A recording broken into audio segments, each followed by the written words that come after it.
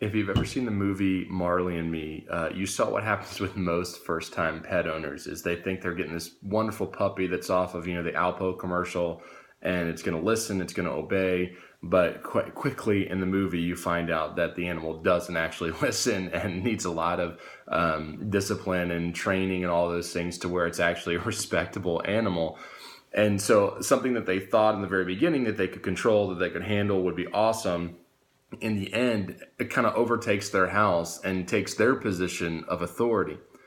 Well, in our lives, a lot of times, sin, we start off thinking, oh, I can handle this. This is no big deal. It's just a little pet sin. But then as time and time and time and time goes on, don't worry, it's just the president calling for me. As time and time and time goes on, then we start to get to a point where it's overtaking us and we no longer can control it. It now controls us.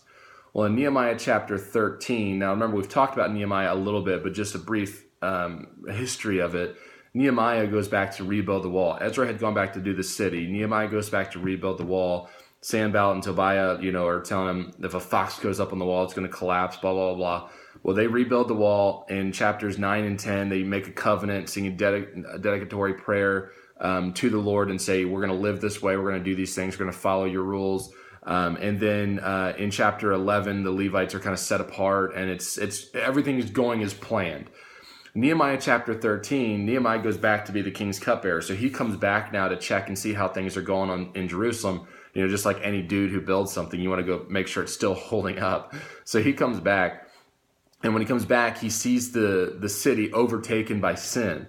And he starts off by he's saying that Tobiah, one of the enemies of Nehemiah, is now living in the tabernacle. The room where they would keep the Levites' food is now overtaken by Tobiah. He lives there. And then the priests, because they've taken all that food away, now have to work their field, which God didn't intend. God intended for them to be paid by the people. And so all these things are going wrong. There's people that are marrying other nations, which wasn't supposed to happen. And in fact, by the way, just because it's awesome, it's in verse 25. It's when he addresses the people who had married other nations. He says, so I contended with them and cursed them, struck some of them, and pulled out their hair. So listen, if you're in youth group, just kidding. No, I'm not going to do that. But the idea is that all didn't just happen, right? They didn't just make a covenant with the Lord and then say, you know what, now I'm going to go sin. No, what happened was they had gotten this pet puppy, this pet sin, and it had started to just take over and over and over and over. Well, it's no big deal if I date a girl from Ammon. It's not a big deal if I date a girl from there. Well, okay, now I'm marrying her. Now I'm going outside of what God intends. And what started as I can handle this has now overtaken them to the point where someone's having to strike them and pull out their hair, people. Like, this is not a joke. Like, sin overtakes you to the point where you need to literally physically be grabbed and said, something is wrong. Pay attention. And that's where I'm going to ask you today, challenge-wise, where are you at in the process? Are you back here and you're good?